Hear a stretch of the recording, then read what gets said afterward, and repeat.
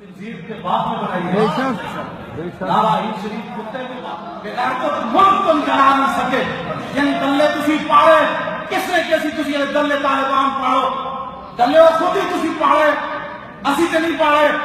تسی خود ہی امریکہ کے ٹائم تے انہوں نے مجاہد پڑھایا پھر انہوں کو امریکہ کے ٹائم تے تسی انہوں نے دہشت گرد کیا اور دلے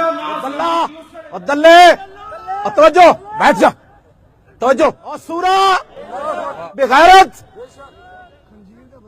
خنزیر سے بھی بدتر ہے ان کے میرے پاس کوئی میں لغت ہی ہمارے پاس نہیں رہی جو تمہیں گالیاں دیں. گالیوں کا جہاں تک معاملہ ہے کسی بھی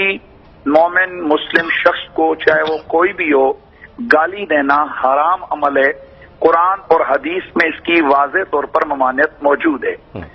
اور نبی مکرم سید کونین نے منافق کی جو نشانیاں بیان کی ہیں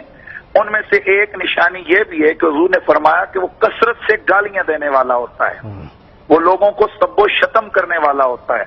وہ لوگوں کو تکلیف دینے کے لیے گالیاں بکتا ہے. یہ منافق کی جو نشانیاں بیان کی اللہ کے رسول نے صحیح حدیث میں ان میں ایک یہ بھی ہے کہ منافق کو گالیوں کی کثرت سے پہچانا جائے.